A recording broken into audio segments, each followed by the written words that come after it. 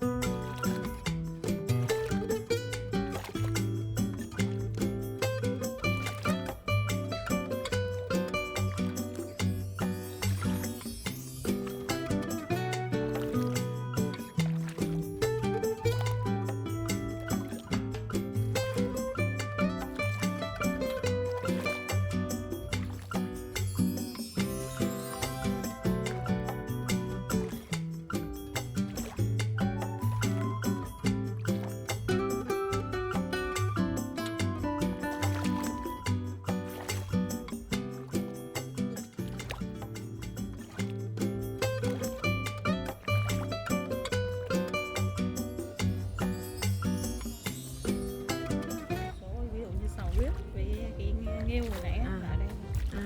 Đây là món sò mía hấp thái.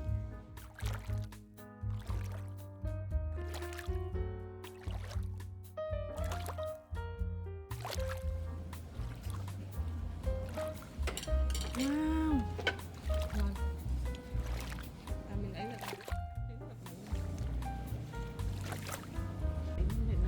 tính hơi kỳ một chút. Cái bây giờ ở đây là ăn thái còn máu. Lá é. Bữa nay xong biết thôi nhỏ.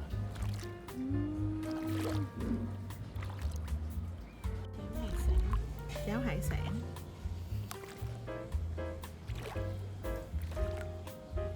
Ăn với bánh đa đúng không?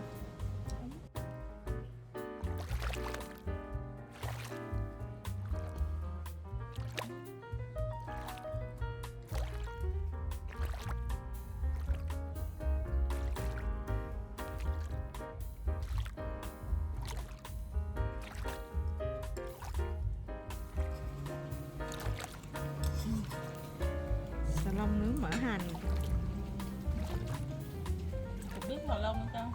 Biết chứ. Sò mai. Đây là sò mai nướng mỡ hành. Đây là tôm hùm hấp.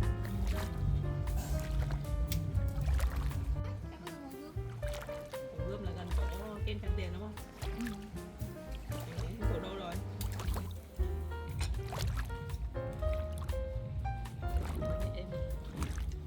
Nha Trang rồi. Đây là sò mai.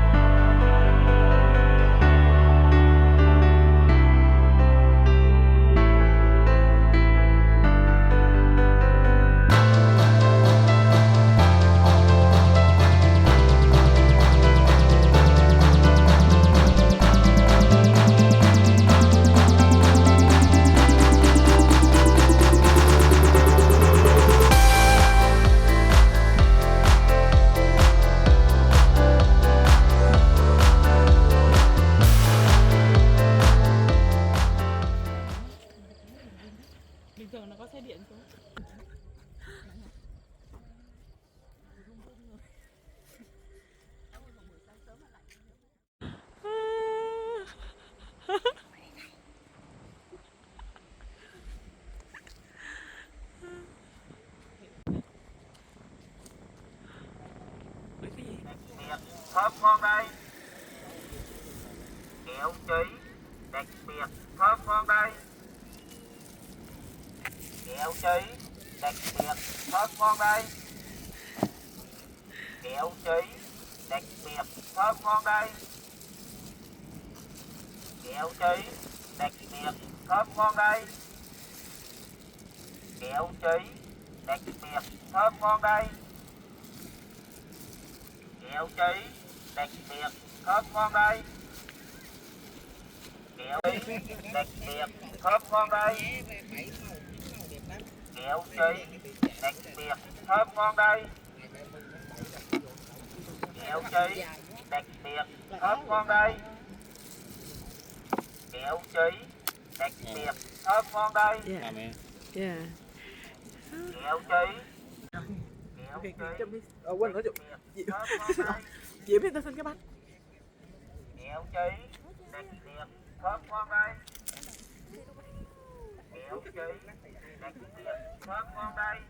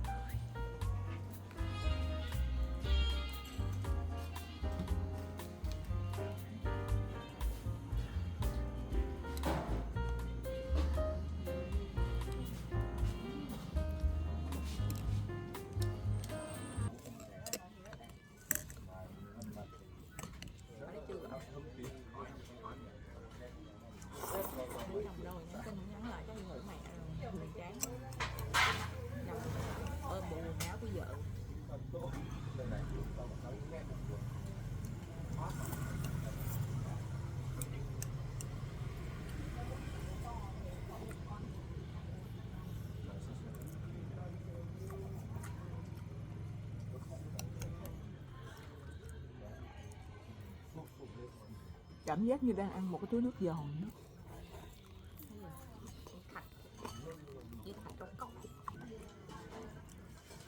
Có thơm.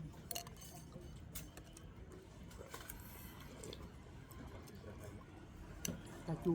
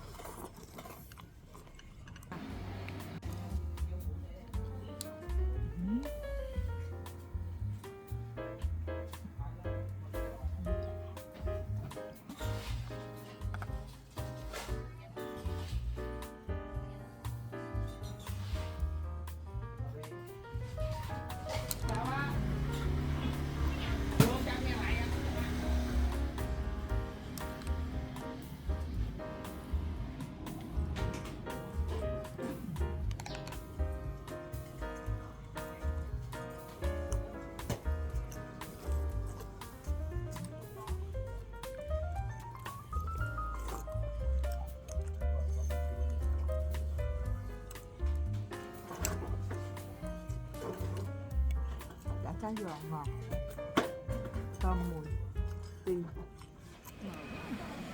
Đúng rồi đó. Được á, vậy được á. Bánh tráng bơ sốt me. Bánh tráng cuộn sốt phô mai. Topping khô gà. Đậu hũ đá.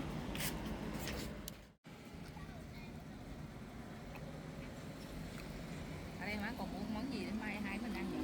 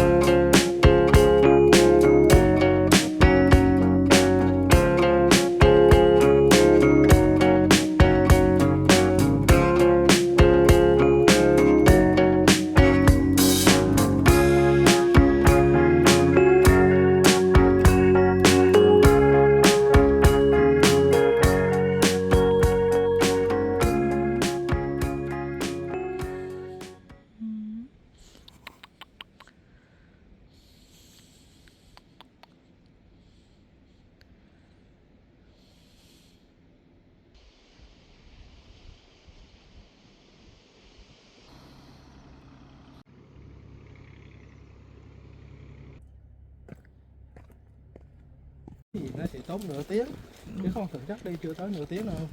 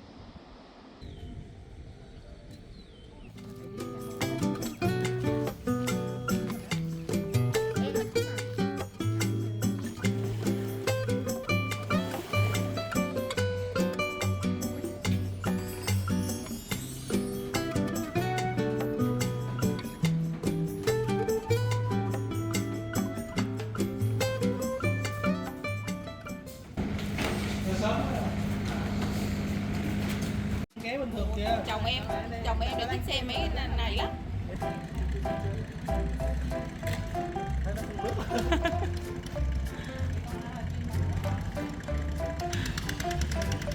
Đẹp nhờ. Nó thích những cái gì màu vàng lắm. Nhất là vàng. Nó bảo là có vàng, thích màu vàng nhưng không có vàng. Vàng giờ 16 triệu mấy chị. Cái con ở dưới là con gì? Em ơi, con gì ở dưới con gì? Cái con mà màu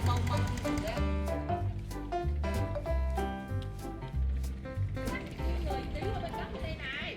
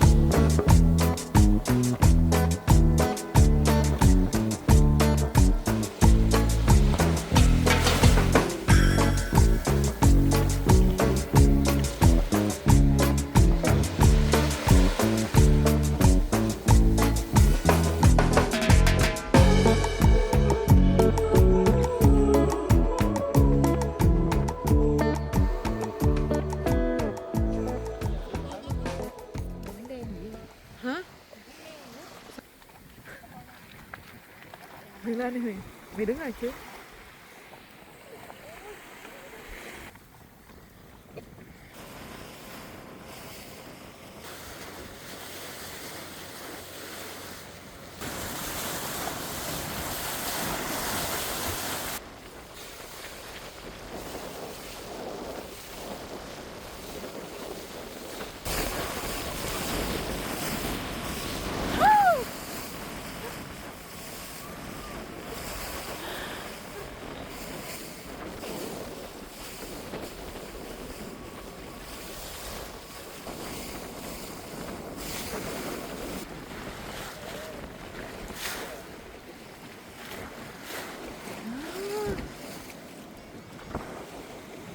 Đây là hang yến.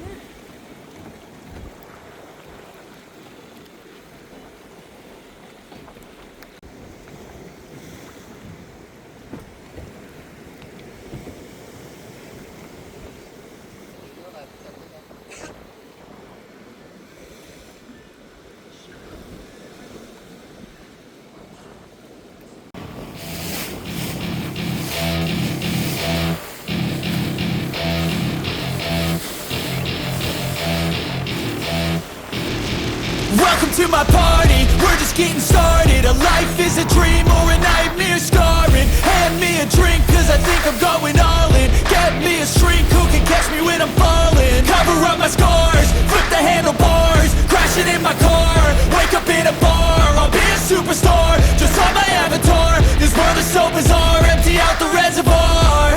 Yeah, I'm taking 6 shots, yeah, straight to the face. And I wanna get lost, I'm sick of this place. Don't know how to stop when I'm feeling this way. So I'm taking 6 shots till I'm feeling okay. I think I'm going crazy, don't think I'll get home safe. So I'm taking 6 shots, all straight to the face. I'm taking 6 shots, are you coming with me? I'm taking 6 shots, yeah, straight to the face. And I wanna get lost, I'm sick of this place. Don't know how to stop when I'm feeling this way. So I'm taking 6 shots till I'm feeling okay. I think I'm going crazy, don't think I'll get home safe. So I'm taking 6 shots, all straight to the face. I'm taking 6 shots, are you coming with me? Sometimes you need to let loose, grab juice, get goose, tattoos, taboos, get screwed. Loosen up, buttercup, all those hate comments will never make you feel enough. We're all adequate graduates, hearts full of calluses, but we know calculus.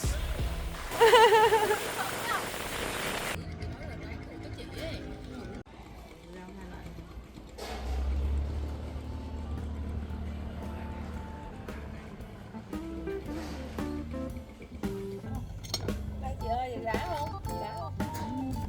Quay mình đá luôn á. Vậy bữa này làm tỉnh hay nhá. Làm thật lạnh.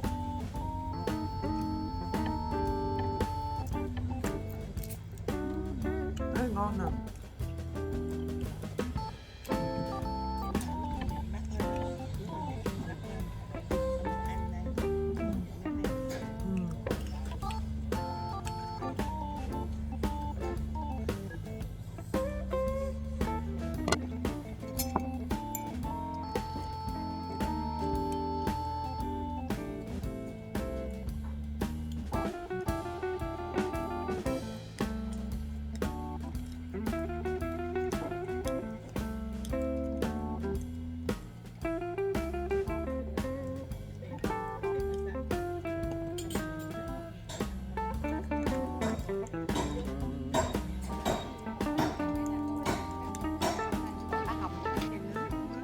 Cá bè nướng muối ớt.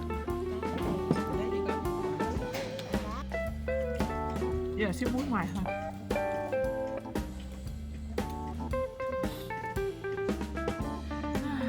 Nhưng mà hồi nãy cái bí thức cái ngon.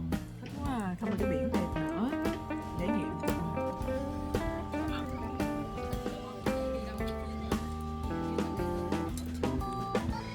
Cá nè.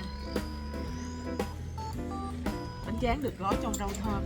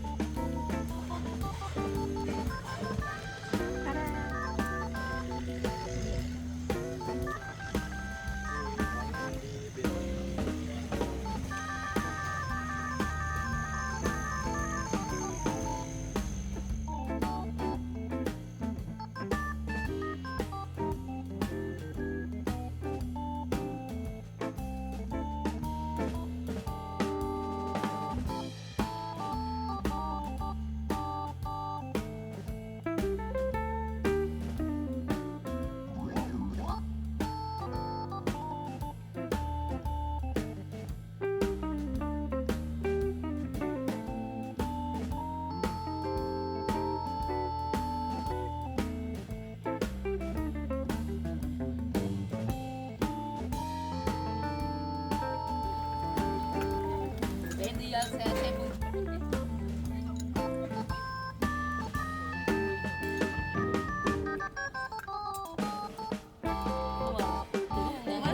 Hai hộp á. Em phải uống cái đồng niên đó được. Nhiều người uống rồi mới uống nhiều thuốc uống lên. Mà lên trong vòng mấy tháng nha, nhanh lắm. Nhanh lắm, mấy có đứa em của em kìa vừa uống nhá, nó mới bảo là uống được nửa tháng em tăng 2 cân, 2 kg luôn. Trong người.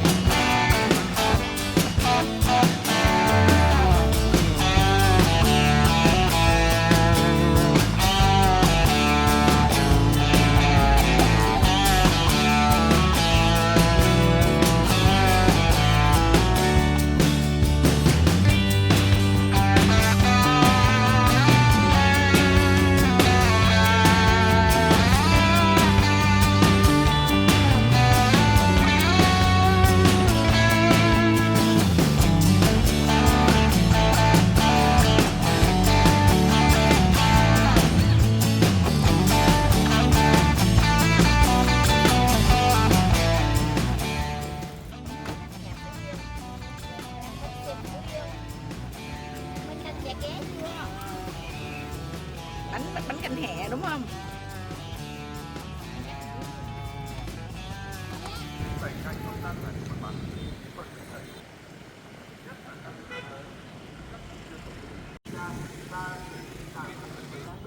và các lễ hội đầu xuân. Nội dung trọng tâm là đẩy mạnh tuyên truyền pháp luật về kê khai, tính thuế và sử dụng hóa đơn đó. Luật quy định rõ, quy định rõ nhất thuế, góp phần đảm bảo tuân thủ pháp luật và hoạt động kinh doanh ổn định bền vững. Đắk Lắk đã hoàn thành địa phương lần thứ nhất bầu cử đại biểu Quốc hội khóa 16 và đại biểu Hội đồng nhân dân các cấp nhiệm kỳ 2016-2025.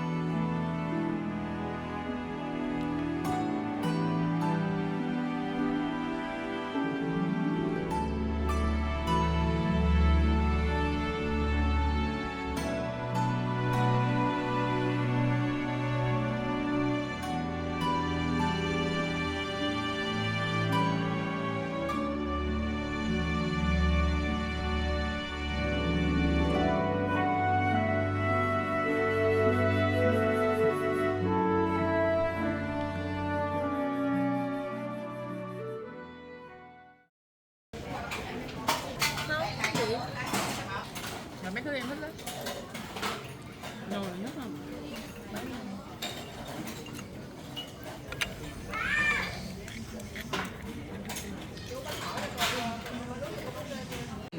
Hồi đói hay sao ta? Không nha. Để từ Huế mình về luôn. Từ Huế đã về. Vâng. Em đi Huế là em cũng hay mua bánh bột lọc ở Huế.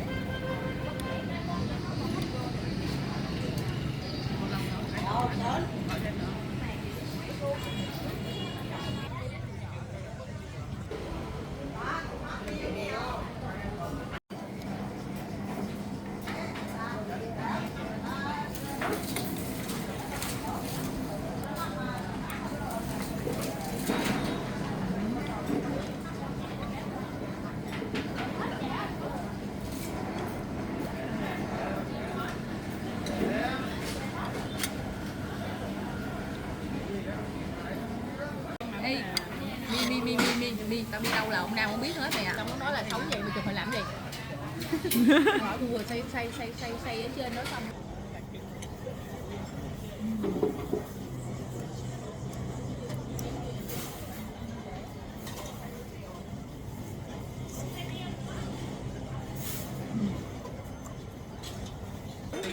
Bất ngại thấy ngại luôn mà. Người ta nhiều mà mì mắm Nghe thấy mì mắm mà hơi lạ. không thổ mấy chị người ta nhiều. Khách du lịch không biết. Đúng rồi đó mì tôm.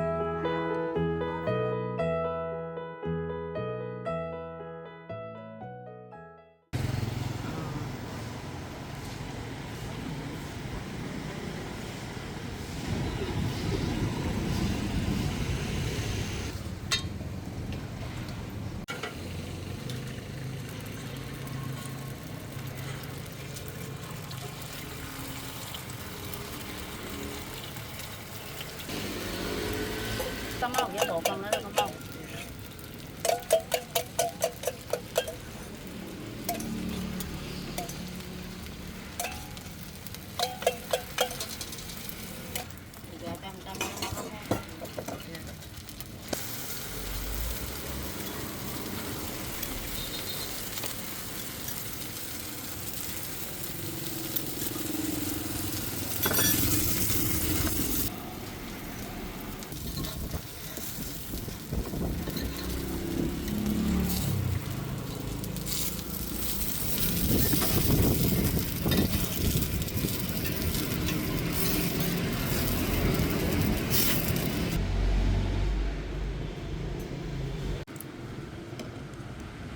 Một giờ 40 nó.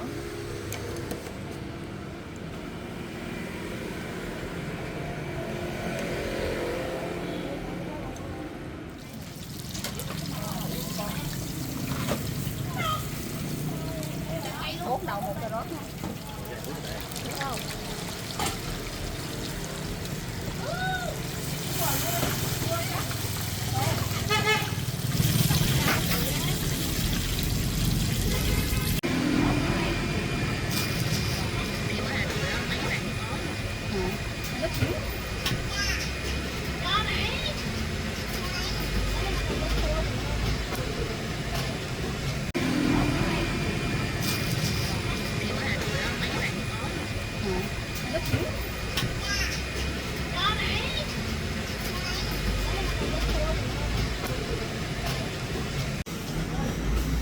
Có sữa đậu xanh hả chị? Có ai gọi là sữa thì có menu chị. Cái này mang xong cái em mang cầm vừa đi vừa đi.